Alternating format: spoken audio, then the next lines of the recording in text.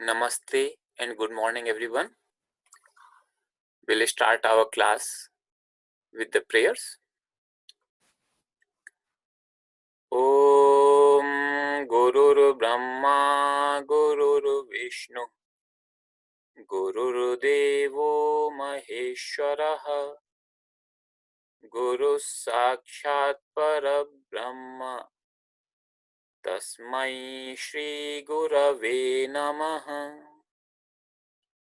Om Sahana Vavatu Sahanau Bhunaktu सह वीर्यं कर्वावहै तेजस्विनावधीतमस्तु मा विद्विषावहै.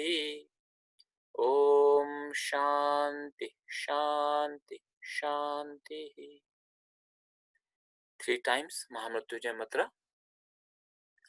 ओम त्र्यंबकं यजामहे सुगंधिं पुष्टिवर्धनम् उर्वारुकम् इव बन्धनात् मृत्योर्मुक्षीयमामृतात्. ॐ त्र्यंबकं यजामहे सुगंधिं पुष्टिवर्धनम् उर्वारुकम् इव बन्धनात् मृत्योर्मुक्षीयमामृतात्. ॐ त्र्यंबकं यजामहे सुगंधिं पुष्टिवर्धनम् उर्वारुकम् इव बन्धनात् मृत्योर्मुक्षीयमामृतात्. ओम शांति शांति शांति.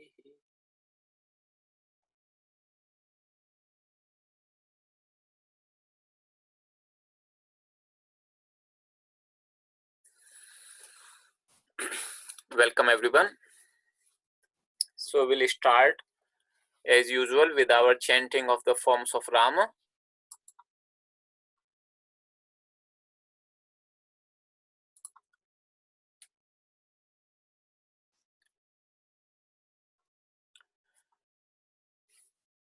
So I'll say one line at a time and you repeat after me. Ramah Ramau Ramaha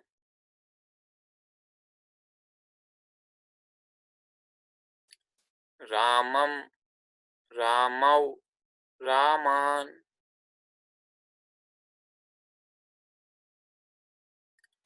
Ramena Ramabhyam Ramaihi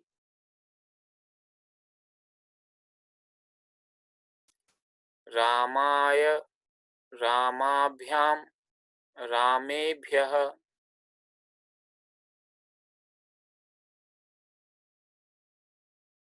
Ramat Ramabhyam Ramebhyah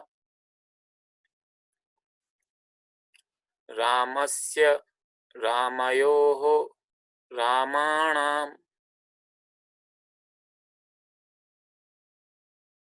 Rame Ramayoho Rameshu He Rama He Ramau He Ramaha.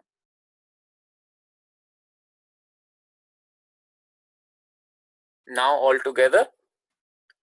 Ramah Ramau Ramaha Ramam Ramau Raman Ramena Ramabhyam Ramaihi Ramaya Ramabhyam Ramebhyah Ramat Ramabhyam Ramebhyah Ramasya Ramayoho Ramanam Rame Ramayoho Rameshu He Rama He Ramau He Ramaha. Now we'll do for the verb conjugation. Gum. So one row at a time and you repeat after me.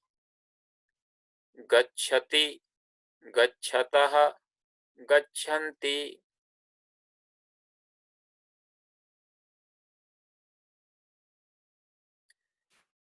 gacchasi, gachatha, gachatha,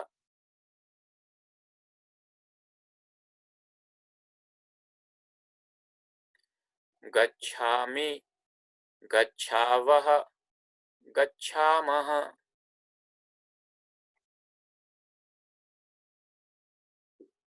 Now all together. Gacchati, gacchataha, gachanti, gacchasi, gachatha, gachatha, gacchami, gacchavaha, gacchamaha.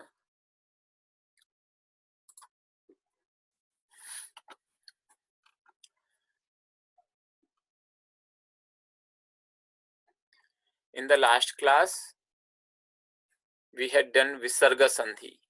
So we had earlier done Swara Sandhi related to vowel.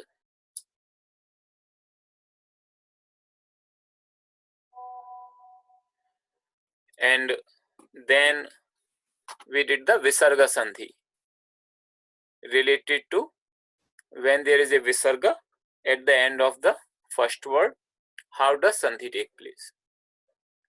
We discussed the rules, and thanks to Amit Baba, he prepared a flow chart for this also.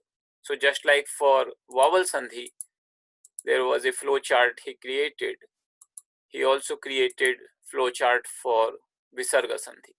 So that would help many of you to actually have it in one shot. How does the flow work? So I'll just explain to you, and hopefully as a matter of explaining, it will also be a revision for. So first we are saying let the letter previous to Visarga be P and letter subsequent to it be S.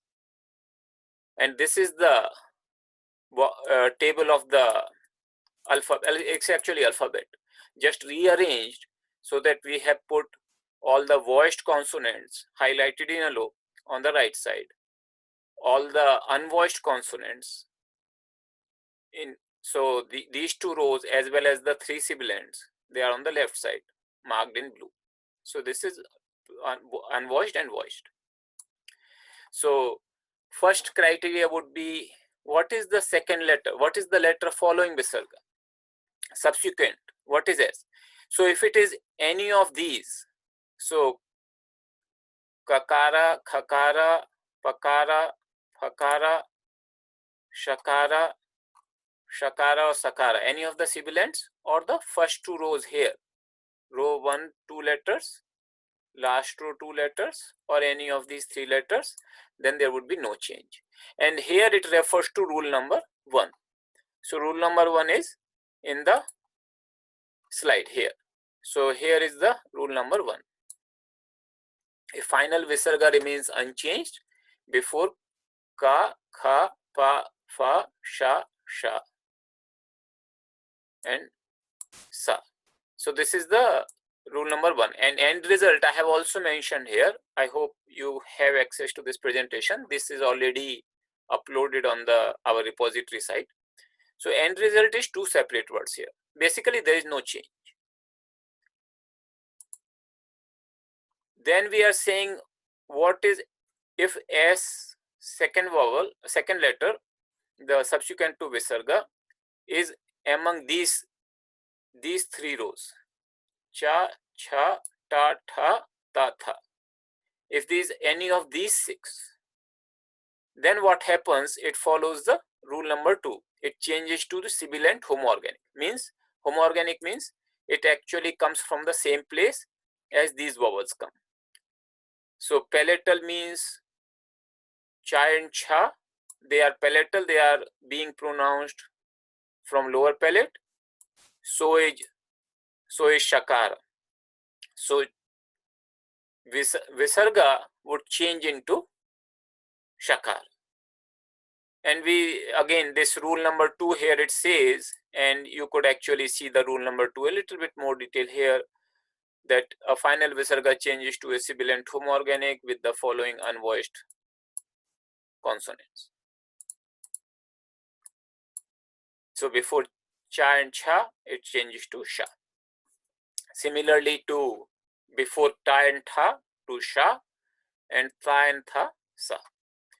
Then in the flow chart, next question is, what is P? What is the previous? And P can only be vowel. Remember, visarga can always follow only a vowel. It will never follow a consonant. So the previous letter previous to visarga would be P. That will always be a vowel. So what are the choices in here? It could be akara, it could be akara, or it could be any other vowel. So if it is akara, and S is, we have said voiced consonant or any vowel because we have already considered the other possibilities. So if it's akara, then drop the visarga. And that is relates to rule number 3 here. A visarga when preceded by akara and followed by a voiced consonant is dropped. End result is 2 separate words.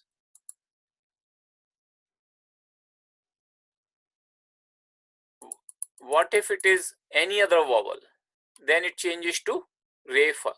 Rule number 5. What if P is akara? So this is where a little bit more combinations are there. When the previous vowel is akara, short a only. Then we have to again see what is the subsequent vowel. So if it's any voiced consonant, this combination changes to O.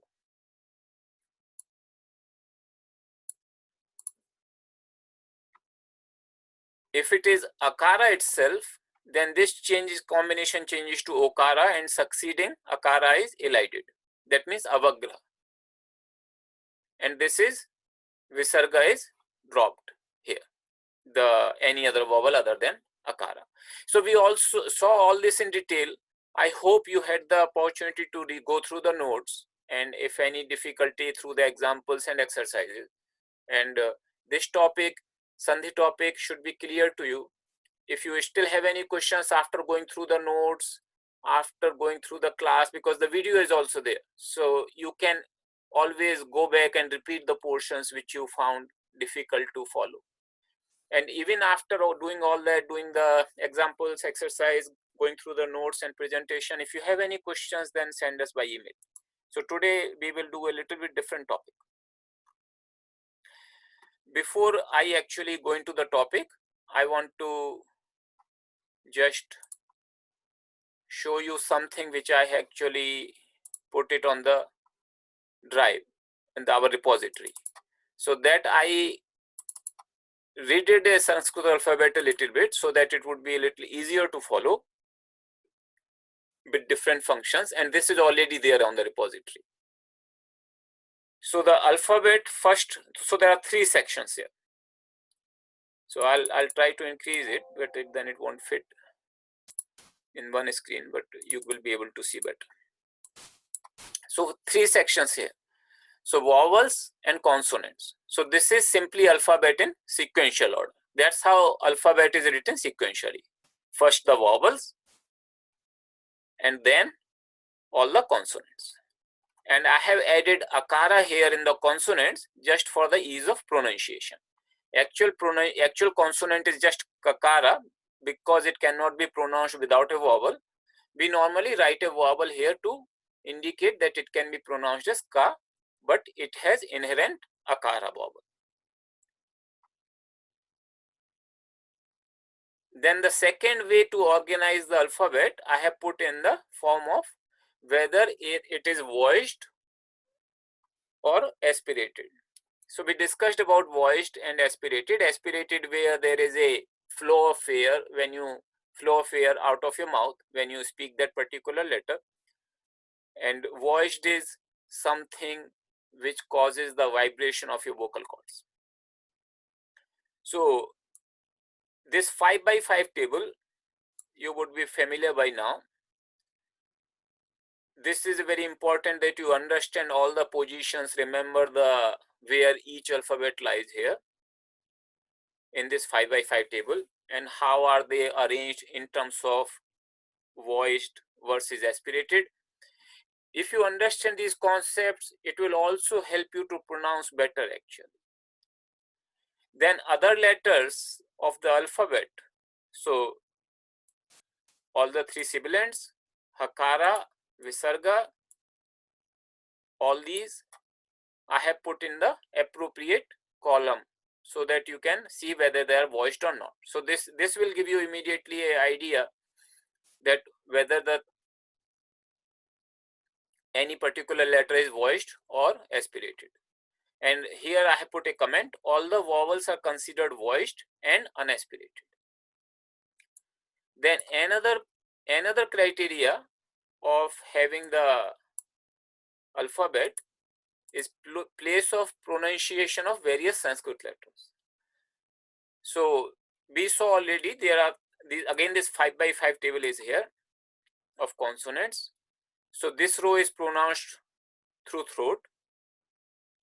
This is also called kavarga because it starts with ka. So when I say kavarga, means these 5 letters.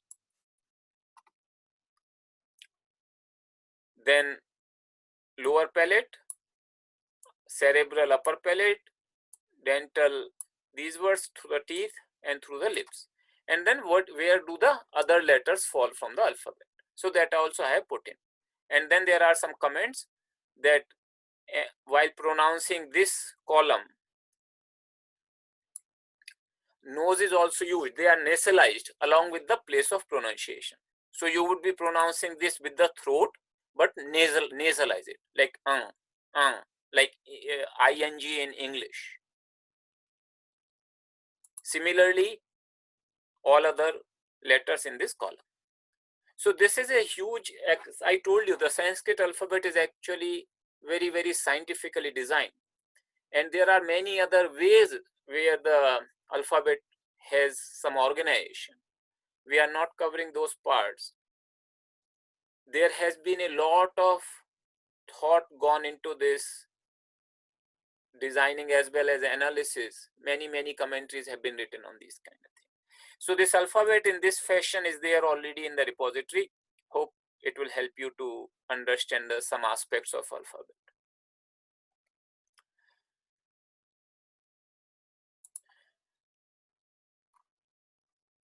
Today we will cover the Shabda Rupa, nominal forms. So if you know, we already have covered nominal forms of Rama, that is Akaranta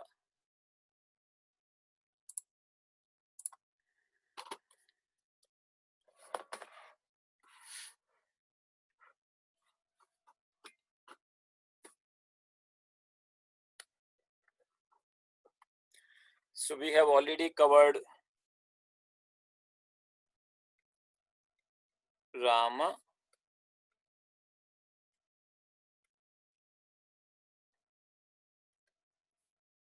and we have also covered Vana. This is masculine, this is neuter.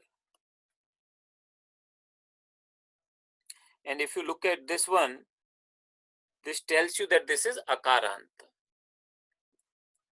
So this is Akaranta masculine and Akaranta neuter. We saw these two words. Rama we have been chanting already for many days. Most of you might have already memorized a good amount of it. Vana is very similar to Rama except the first two rows.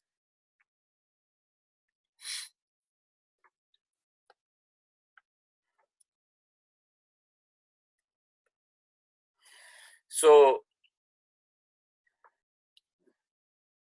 today we'll cover the feminine nouns. I told you already, so gender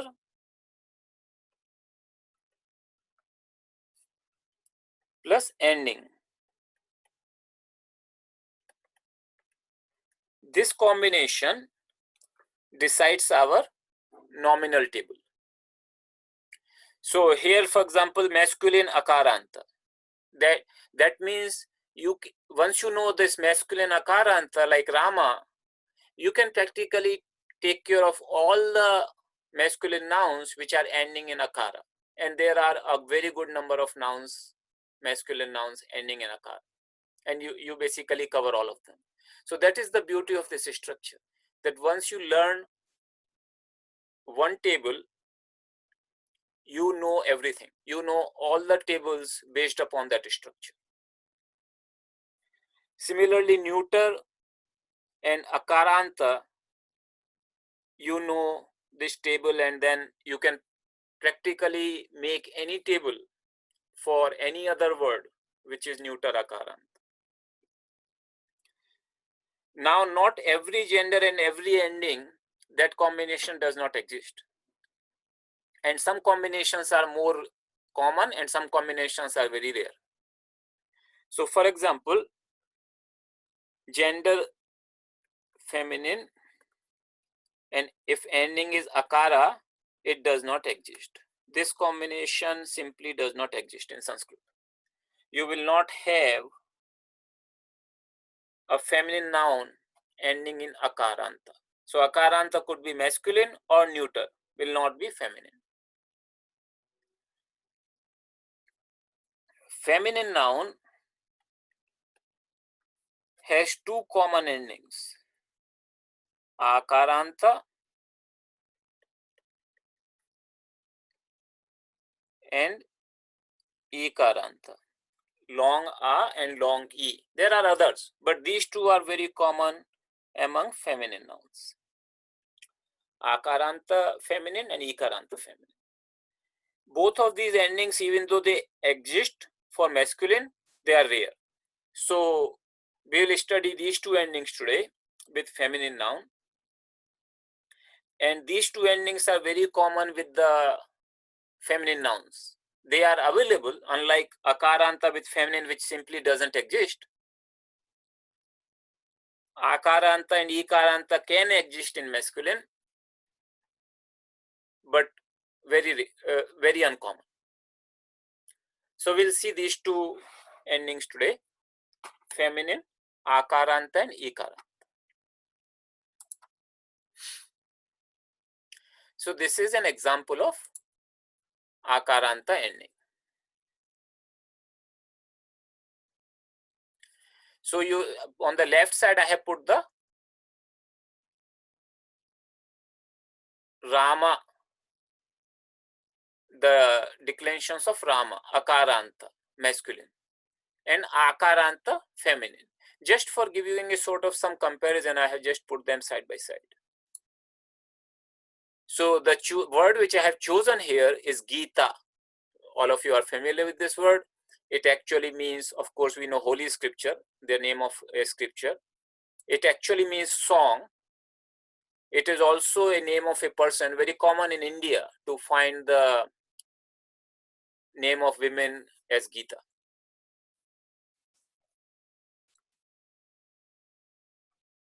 And structure remains the same. No matter what is the gender, what is the ending, the structure of the table remains the same. The same number of cases.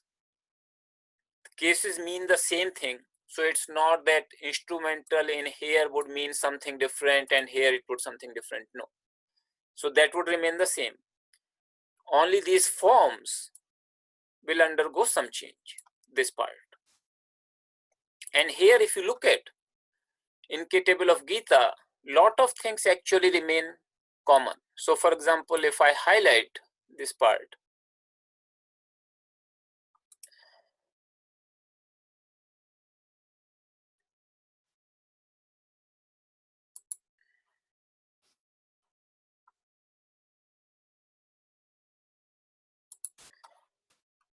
and then highlight this part, and then this part, and also this part, you will see that despite having the different genders, there is actually quite a bit of common. So on this side, if you look at Ramabhyam, Ramabhyam, Ramabhyam, here Gitabhyam, Gitabhyam, Gitabhyam, here it's Ramebhya, Ramebhya, here it's Gitabhya, Gitabhya, Ramanam, Gitanam, Rameshu, Gitasu, Ramayoho, Gitayoho. So even when you go across the gender and ending combination, you will find, even though the table is different by itself, but you will find a lot of similarities. And this similarity you will start noticing in many other forms also when we study different more nominal endings. And this one is also common actually. We can highlight this also.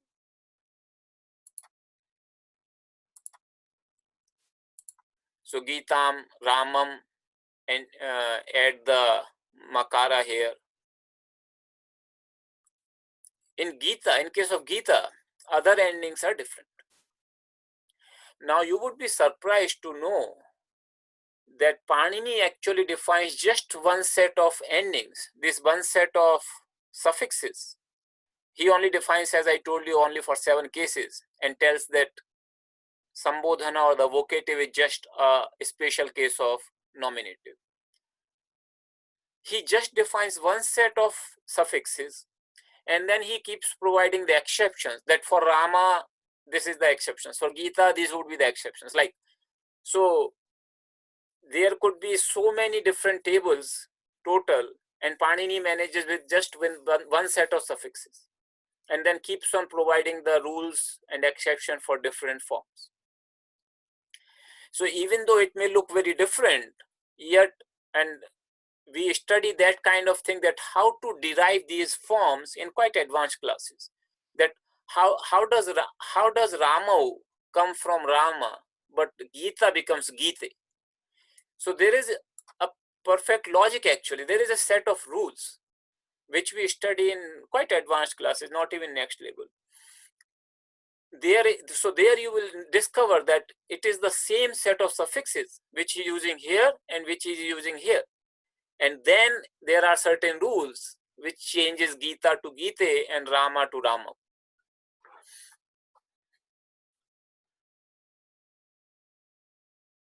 So with this introduction of the form of Gita,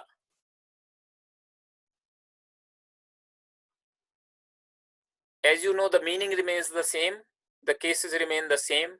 So it is just a matter of yourself familiarizing with these endings.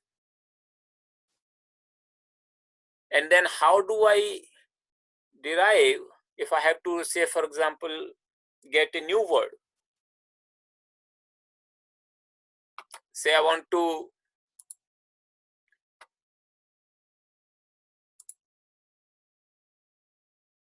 use Karuna. So suppose I want to write the same table for another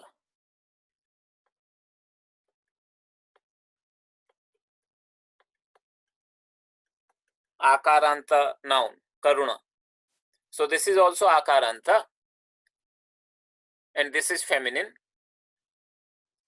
If I have to write the table for Karuna, I can just make it based upon this table of Gita and it will be matching 1 to 1. Karuna means compassion. We have a cow named Karuna in our Texas ashram.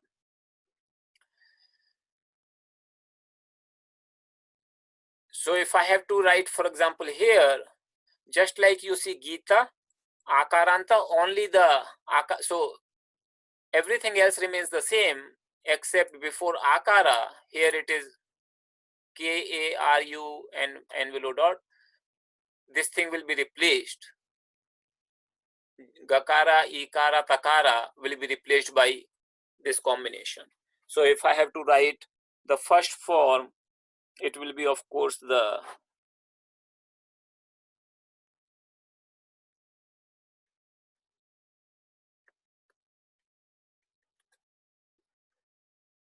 like this.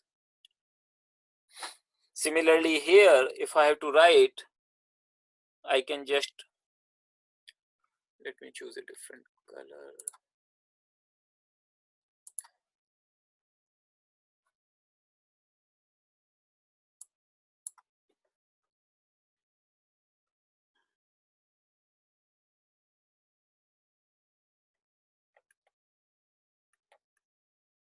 Karunam.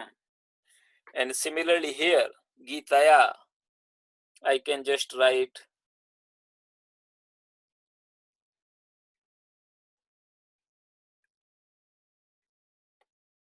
Karunaya. So exactly the same way Gitayai, I can write here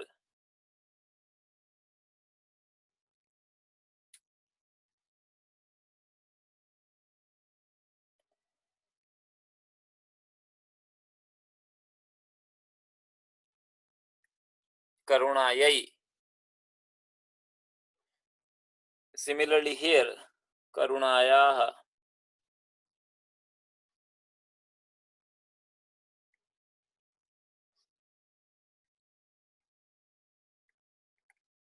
And sorry, this form remains the same.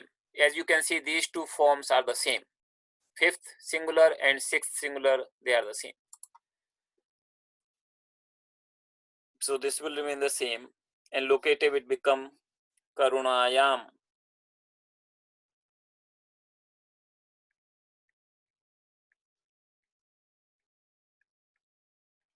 And here it becomes He Karune.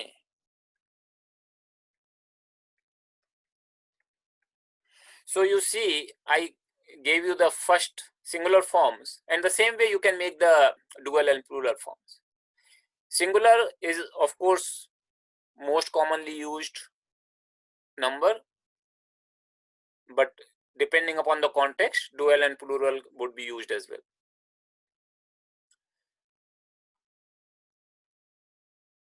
So we'll just chant this table once so that you understand how to pronounce, and I'll repeat one line and you repeat after me. For Gita, Gita, Gite, Gitaha,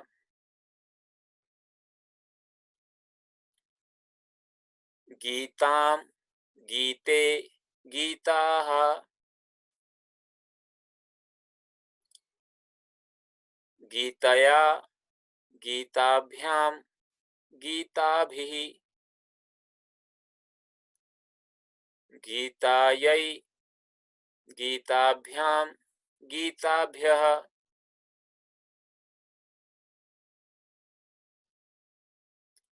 Gitayaha, Gitabhyam, Gitabhyah,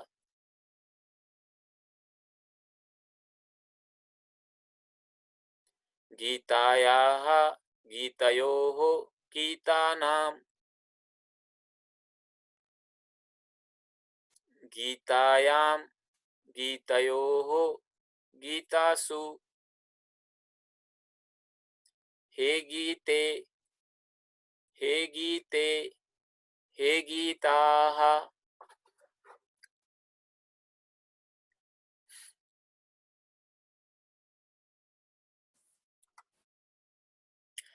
Okay, one thing if you notice here, in the form of Rama, this is a Shakara, and as you can see, S with dot under. Here it is simple, so it is dental sibilant. This is cerebral sibilant.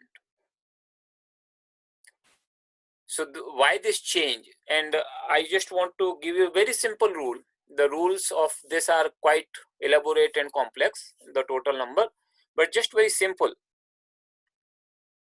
If this vowel previous to sa, so the actual suffix is actually su. That is the actual suffix, su. If before this suffix, the vowel which comes is akara or akara, then it remains su, same. But if there is any other vowel other than akara or ikara, like ekara here, it becomes shu. So the rule is simple here. Akara or akara plus su unchanged.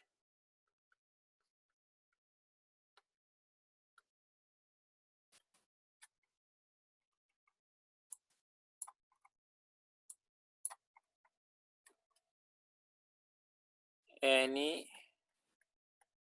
other vowel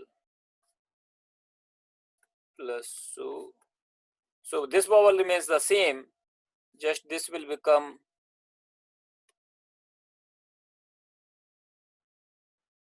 shu.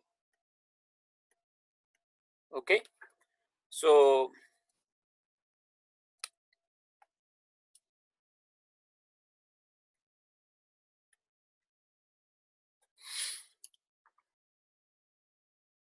this is why you will see.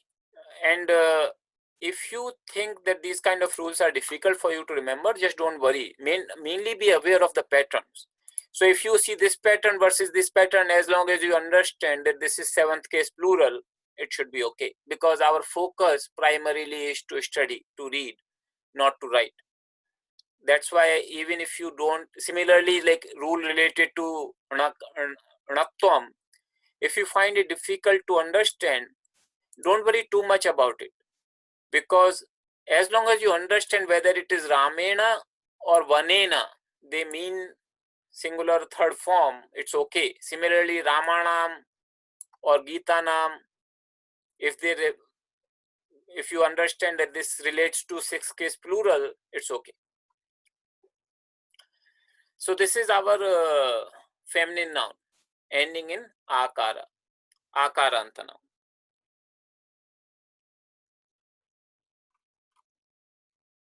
Now ikaranta noun ending in ikara. So this is, I have taken a word here, nari. Nari simply means woman, a woman.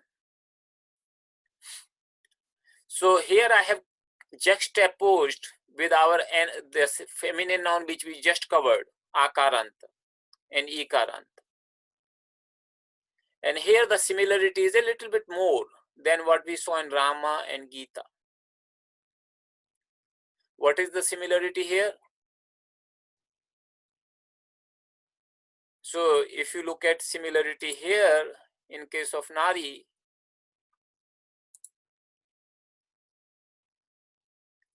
we have practically all these forms very similar. Singular is pretty much similar actually. If you look at here, Gita, so it's Nari, it's Nari. Gitam, Narim. Gitaya, Narya. So instead of Naraya, it becomes Narya. That is the difference. Gitayai, Naryai. Gitayaha, Naryaha. Gitayaha, Naryaha. Gitayam, Naryam. Then these ones also very similar. So if you look at Gita Bhyam, Nari Bhyam, Gitayoho, Naryoho, Narinam, Narishu. So here it becomes shu because I have the vowel before this is ikara, not akara or akara. That's why it becomes shu. Unlike here in Gita, it is su. Similarly, Narinam, this is based upon the Natvam rule. But if you are finding it difficult to understand, then don't worry too much about it. As I said, main thing is recognition of the pattern. So you see these two feminine nouns, even though they are different endings, have so much in common actually. So this helps you to, even though you may not reproduce the table, suppose you do not commit it to memory, all the tables, but you memorize a few tables, you would be able to identify the patterns, and you will say, okay, even if I do not know Nari Bhi, I cannot produce the table of Nari, but Nari Bhi, if the word I see, I will understand it's a third case plural because it is very similar to Gita Bhi, the table which I remember. So like this. So of course, more tables you commit yourself to memory, more helpful it would be. But even if you just seemingly remember a few and understand the patterns, you would be able to make a lot of sense of the lot of tables. And as I said, the meaning remains the same in terms of second case, third case, fourth case, that doesn't change. So nominals become very easy because of this structured approach. As I told you earlier that there are maybe about 25 tables. If you understand those, you have covered a good majority of nominals. We have already seen 4 now. So 1 masculine, 1 neuter, 2 feminine.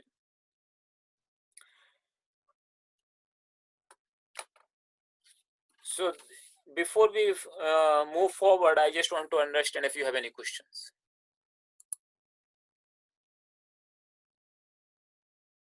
Please confine your questions related to this topic, the feminine nouns endings, feminine noun declensions.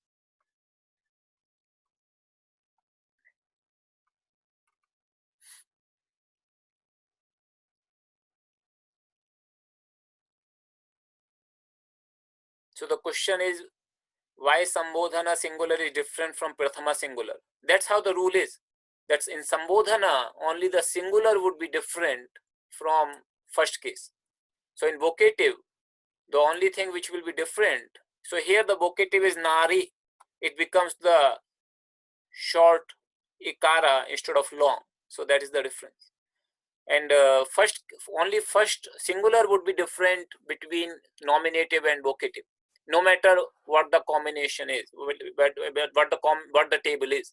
Only there could be a difference between singular, between nominative and vocative. All the other two forms, dual and plural, will always be same. So there is a request, can you please explain Natvam rule quickly? Please refer to the class notes. They are very detailed, and also you can go through the relevant part of that video class. It will definitely help you to understand. It's not so difficult, and Amit Baba is putting very detailed, very organized class notes that will help you to understand. There is a question, is Kavi feminine? Kavi is not feminine, it's a masculine. Kavi is a poet. So Kavi is a word for poet. It is a masculine. There is a question, in the case of feminine, Akaranta, nominative and vocative is different. Yes, Akaranta you see here, Gita, Gite. So Gita becomes Gite. So the nominative and vocative become different in case of Akaranta noun.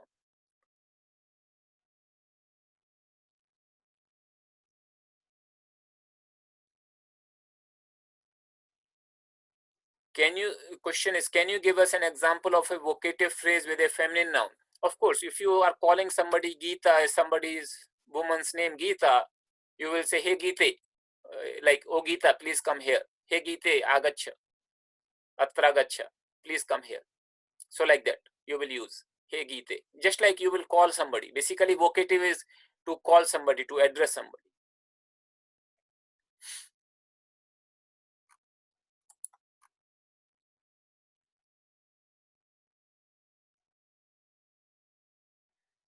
There is a question, is it the same as akara, that ikara is not common but ikara is common for feminine? Ikara is also common for feminine. So certain endings are more common for certain genders. For feminine, akara and ikara are most common, but ikara, the short e, is also common. Many names seem to change gender with akara or ikara, such as Brahma and Brahmi. Is this a general rule? Okay, so there is a question that we actually change the gender by adding the akara and ikara to the nouns. Is there a rule? So yes, there is a rule, and the rule is this.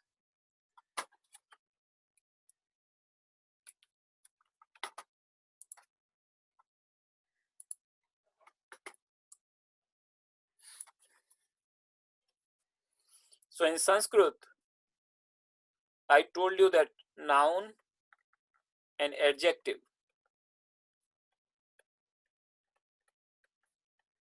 both are considered nominals and both have the same tables. Looking at the declension, you would not know whether it's a noun or adjective. Only the context within a sentence would tell you whether it's a noun or an adjective. So generally, when we have an adjective, so let's say word adjective, I'll give you an example of adjective word called Sundara.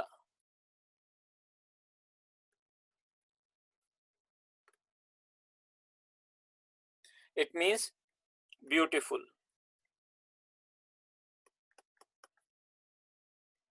Now, this is generally considered an adjective. So this actually, most of the adjectives, they can appear in all the three genders. So Sundara by itself, it's an akaranta word. If I use it as a masculine, I'll use it like Ramaha, like Sundaraha. So it becomes Sundaraha. If I use the same word as a neuter, then I'll say Sundaram, like Vanam, Sundaram. So it become, the forms will become like Vana. And if I have to use it as a feminine, I'll use Sundari.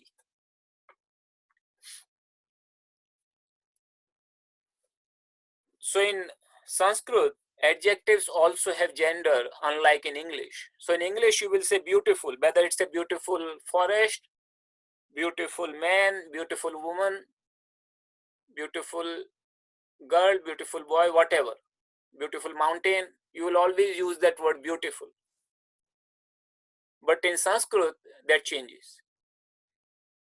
If you have to say, for example, a man, Sundara, you will use Sundaraha, Naraha, Nara is man. So if you have to use it with the Naraha, you have to use Sundaraha. If you have to say beautiful forest, you will say Sundaram Vanam. And if you have to say beautiful woman, you will say Sundari Nari. Nari we just studied, Nari is a woman. So because of this reason,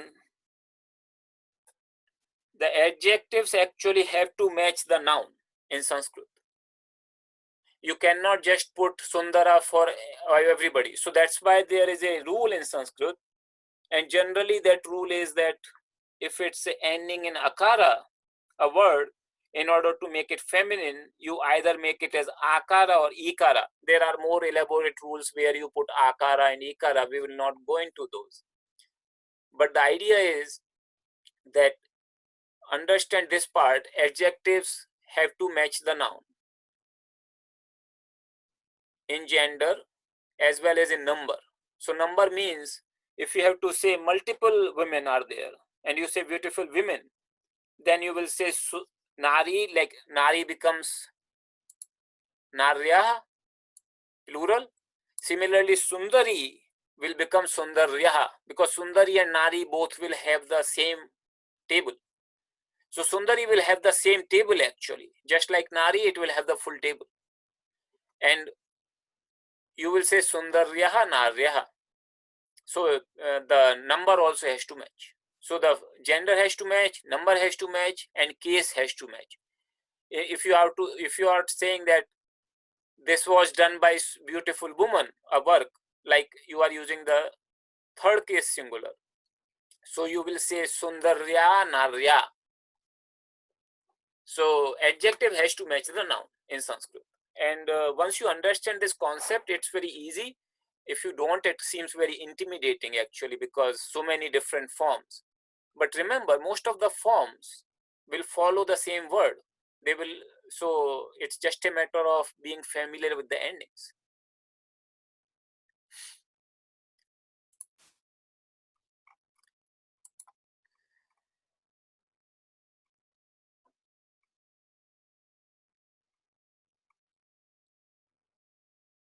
Okay, there is a question. How can one recognize the exception when masculine is with akara or ikara?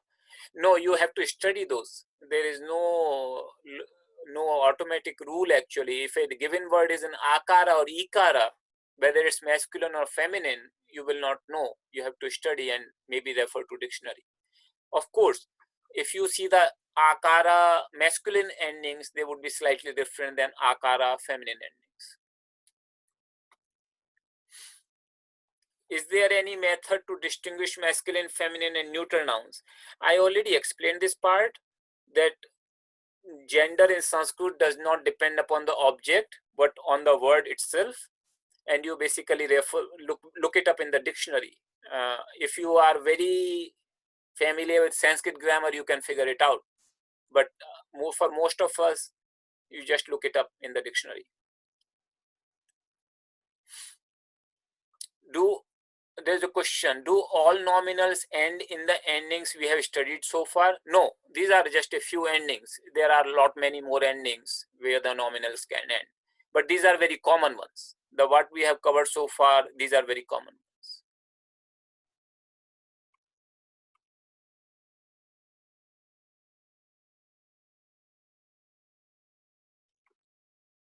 There is someone saying that there is a black square on the main screen which prevents me from seeing the screen. This just appeared without me doing anything. I'm not sure why would the black square is other people also facing the same problem, that they are having the black square which is blocking their screen?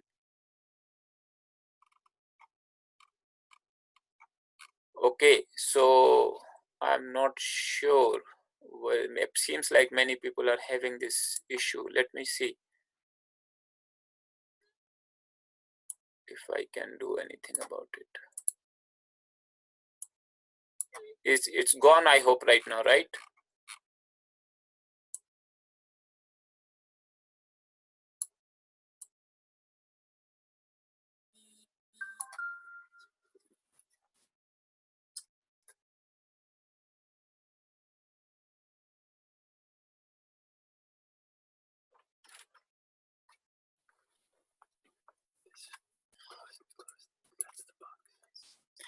Okay, so I was actually accessing the chat window. It seems like that was causing the issue. So in order for me to see your questions, I have to access the chat window, but it should go away afterwards. So I just wanted to, so it's just a chat window apparently which is coming there like this. We'll see later on if we can fix it. But for now, as I'm reading the question, I have to see the chat window, otherwise I'll go back to the screen, then it should be okay.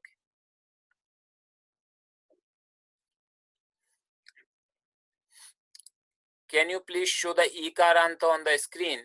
Yeah, Ikaranta is this one. So, and you will have these tables. We'll put them in the notes. We'll also have them in the as a separate file, maybe just for all the nominals in the exercises also you will have. So you will have the opportunity to refer to. And of course, all these tables are there in the book also, Egenes' book. So you can refer from there also. He has given an appendix at the end of the book, and it's all there.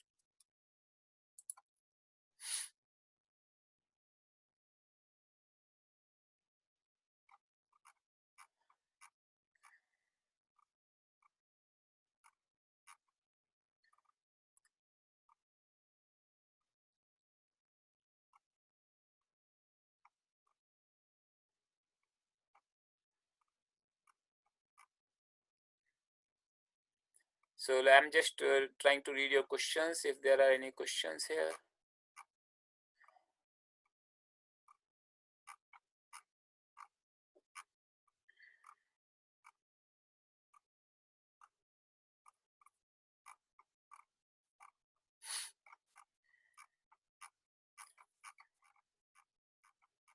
Okay, I'm just scrolling through the questions actually. There is a question, when I say woman is beautiful, all the word beautiful also takes its same form as woman. Yes. Will the word beautiful also, word beautiful also will take the same form as woman? That's correct.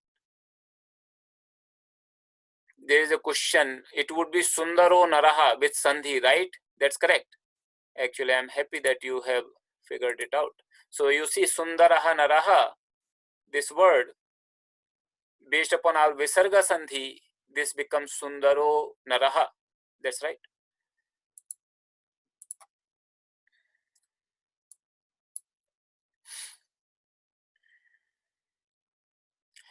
The question is, so the he in the vocative case is to exemplify that you are addressing someone.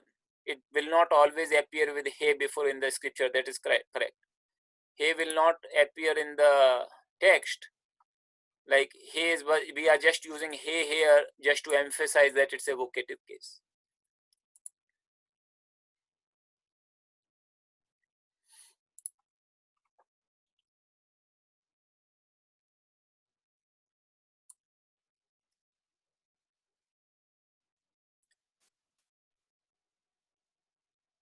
So there is a question, when you are addressing Gita or Sita, are you calling two persons? In Ramayana it is used many times.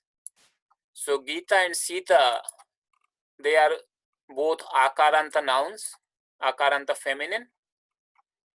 And if you say Gita, the interesting part in form of Gita is that both singular and dual, both are actually Gita in vocative. So if you say Gita, how do you know whether it's one person or two persons you're calling? So we are hoping that based upon the context, somebody who is calling, it will be clear whether he is addressing two persons or one person at that time. But it's only the context which will determine actually whether it is two persons are being called or one person.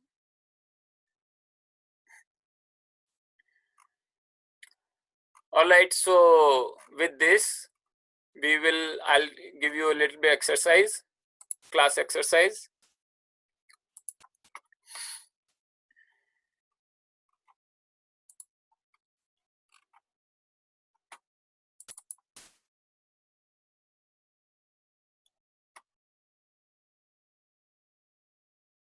So here is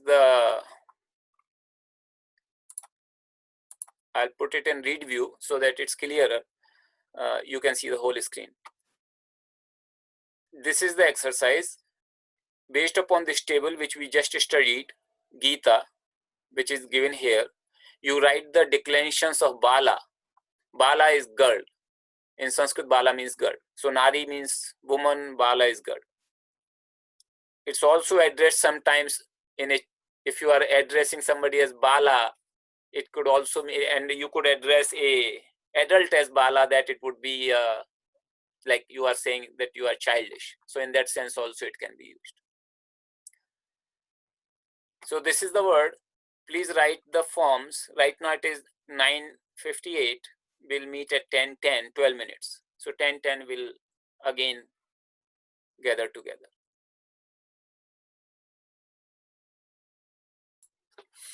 Welcome everybody.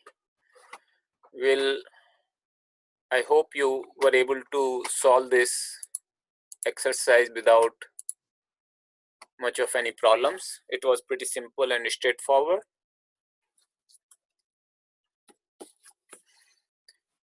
I just want to share with you, in Egenes' book, the book which we are following, all these tables are given in the separate place in the appendix.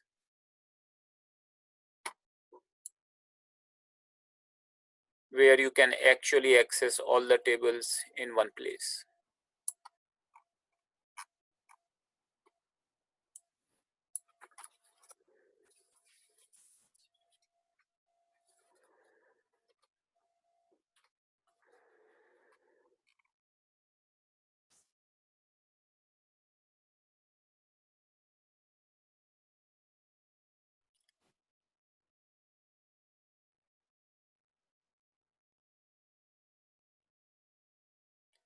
So here are all the tables actually. So you see this page number 298 here, tables, and it says stem nara, masculine, man, given on page 74. So here he has only given in Devanagari here. If you want to access it in both Devanagari and Roman script, then you go to page 74. Like this. And then he says for phalam, neuter, given on page 92 in the book. Sena, feminine, which is the same as like Gita, Sena, given on page 145. And here he has given in Devanagari only. But on that page, if page 160, if you access that page, you will find in IAST script. Nadi, like we did Nari, Nadi. So in one place you have access to all the tables here, which is nice. A nice way to actually put the organization. I want to use the remaining class for addressing some of the questions which we have been doing, which I received from the email. And I'll open the document here.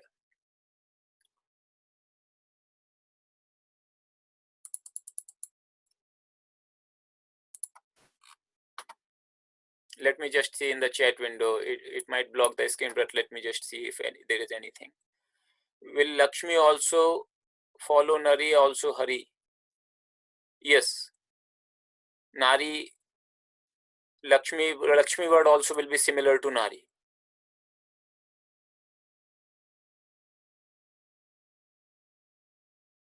Is the word for girl and boy the same? Word for girl and boy is not the same. So it is very similar though. So Bala, this is boy. And if this is the long A, then this is girl.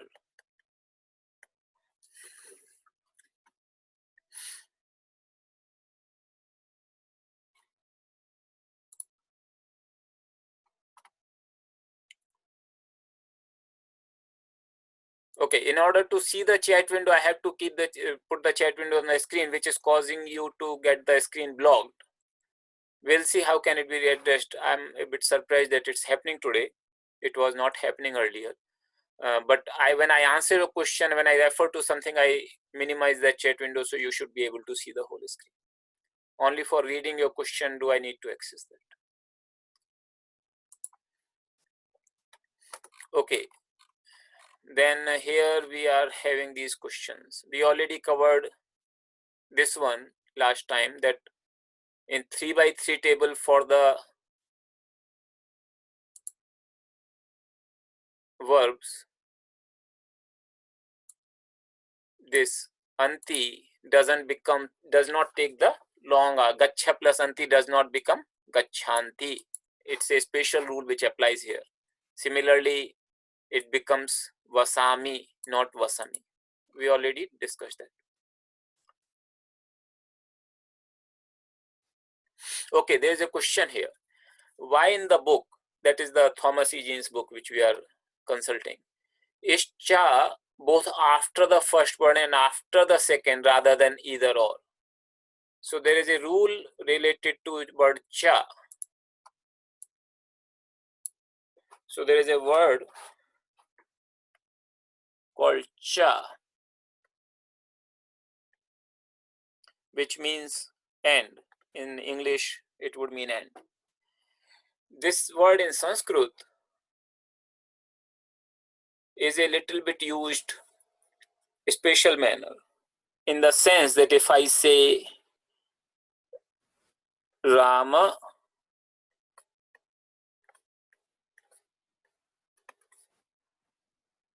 and Shyama,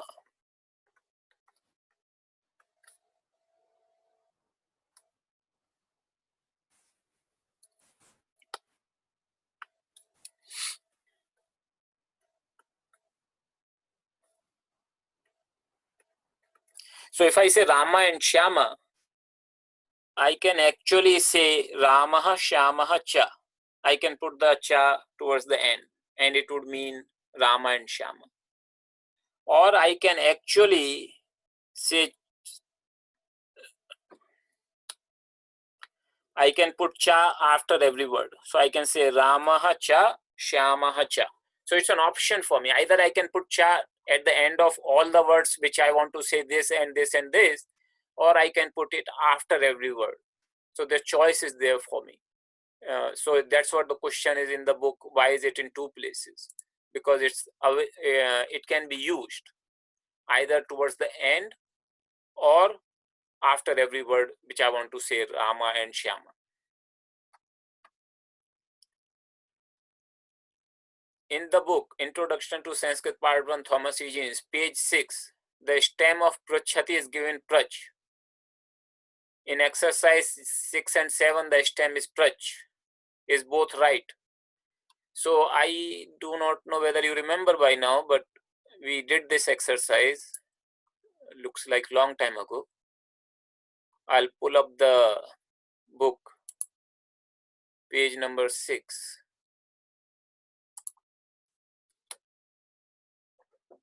So that would be page number 6. So here it says root prach, pruchhati.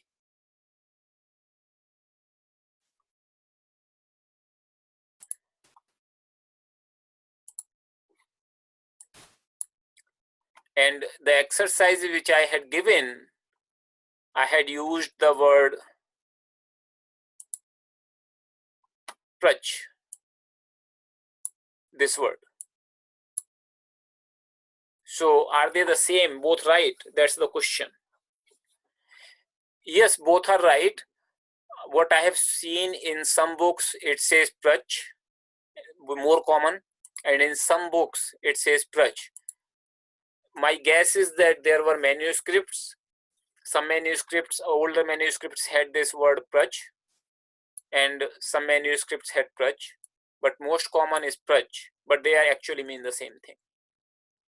Generally, the copies of Dhatu Kosha, which I have seen, it gives the word prach.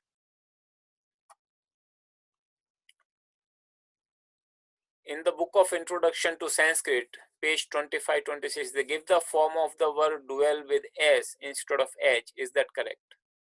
So let's pull up the page 25-26.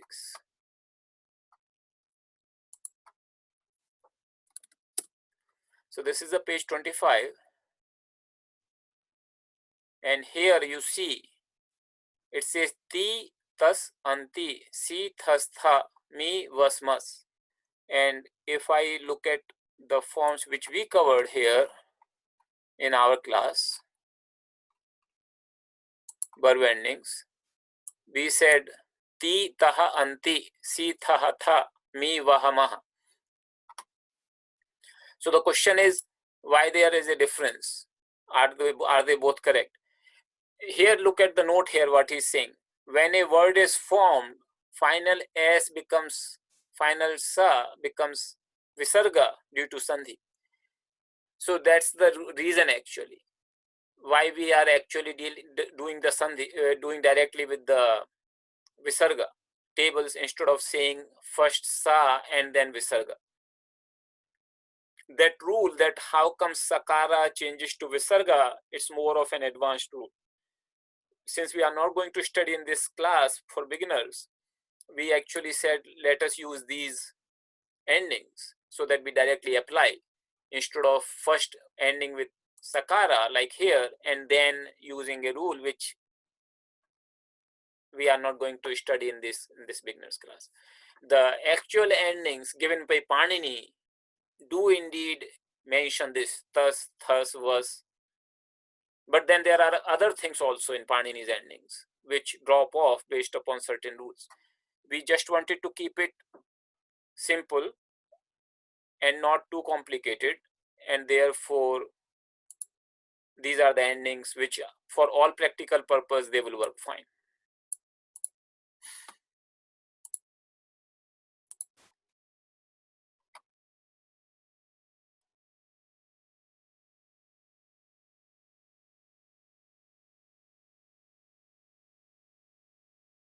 Okay, so this somebody here is writing, trying to do all the homework, exercise from teacher, exercise in the books.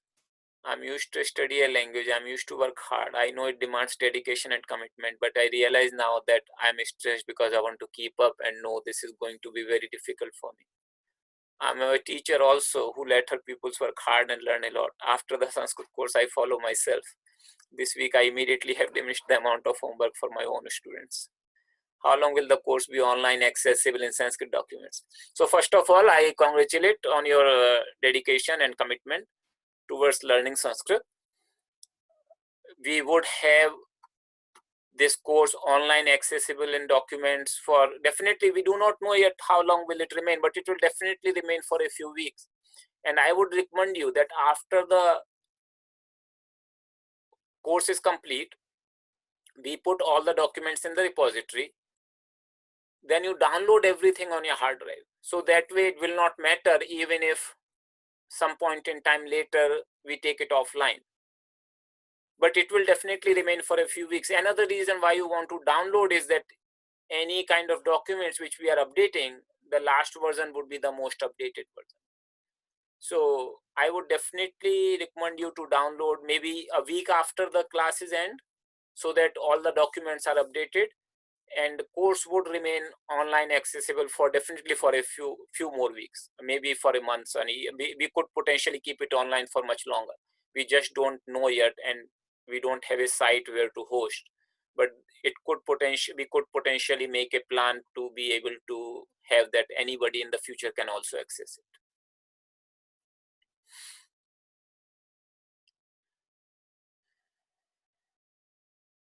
So this is another comment where person is working very hard and wants to I realize that I cannot keep with the pace of class. And yes, I understand. First of all, it's a very good thing that you are so committed. You are trying to work and trying to keep pace. It can be difficult, I understand, because there are other duties also for many of you. Please do as much as you can. As I told you earlier, please do take advantage of the recordings, class notes, exercises which we are putting on the drive, in the shared drive, and access whenever you do not understand something. You can easily repeat that part of the lecture. You can easily read that part from the notes and keep yourself up to date. But if you continue with this, and maybe you might be lagging a little behind by the time we end the course. As I said, the course will remain, and if you catch up even later on a little bit, it would still help you tremendously in learning Sanskrit as well as pursuing the further studies of Sanskrit. So do not give up. Even if you are a little behind, try to keep as much as you can.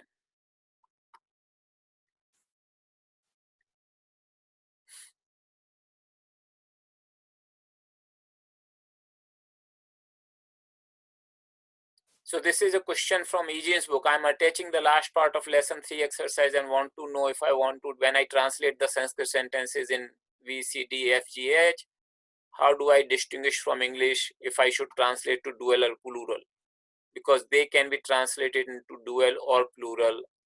So Egenes' book, I think, says very clearly that if it is mentioning they two, then only you use dual. Otherwise, you use plural. Egenes' book actually mentions that. Pranam, I noticed a difference between the transliteration scheme in the documents and Egenes' list of vowels, with a long rukara with a dot underneath, not included as a vowel in Egenes' scheme. I think it would be included as part of the alphabet, but I'm not sure why it wasn't listed. So the question here is this vowel, this luru. So this is not listed in Egenes' book as a vowel. The thing is this vowel does not appear actually in Sanskrit literature, at least the classic literature. Maybe in Vedas it does. So that's why it is not listed. If you just look at the list of vowels in Sanskrit, many books will omit this particular vowel. Even this one appears very rarely. And this one simply doesn't occur anywhere in the classical Sanskrit at least, which we are studying. I have just included it for the reason of completeness, as well as many of you who are practicing Kriya and are practicing the vowels might wonder that why it is missing here and why it is not missing there. But for all practical purpose, you can just forget this particular vowel. So with this questions, we are actually coming to our time. I'll just tell you what are the homework.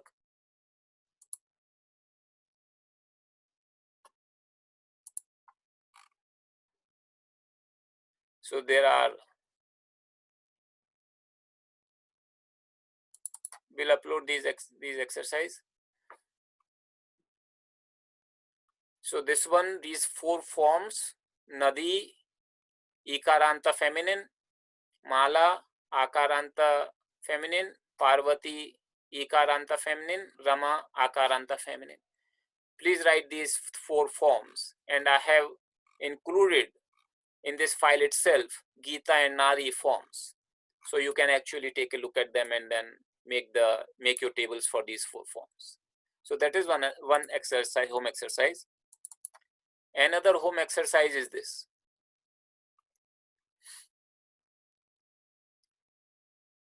So in Gita, Bhagavad Gita, that is first chapter of Bhagavad Gita,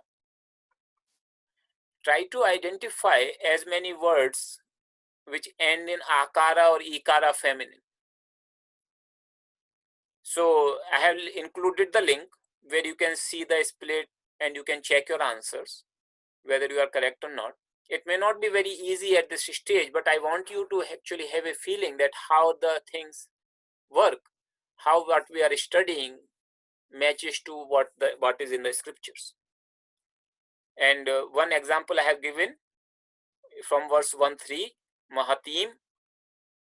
The base word is Mahati. This is case number 2, singular, accusative, singular. So that's how you complete the table. This table. We'll post a solution for this. But for chapter 1 of Bhagavad Gita, identify all the feminine noun forms. Feminine noun only those which are ending in ikar or akar, not other feminine nouns, because we haven't studied this. Okay. So with this, I just want to quickly see if there are any questions in the chat window.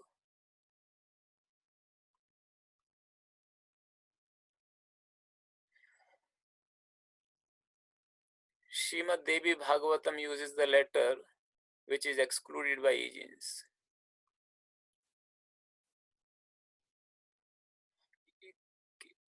There is a question. Can you please make these homework immediately available immediately after the class? Yes, we'll post it right away.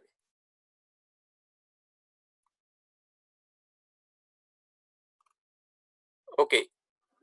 There is a comment by David Baba that Srimad Devi Bhagavatam uses the letter which is excluded by Egenes. I have not seen. If you can send me in the email the photo of the page which you are referring from Devi Bhagavatam where this letter occurs, I will look into that.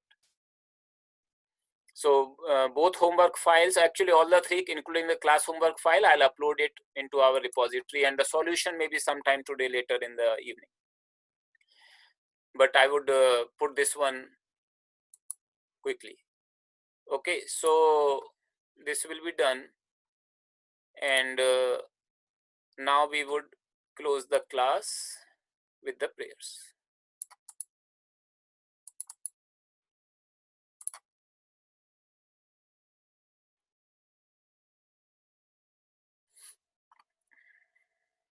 Okay, so please sing along with me.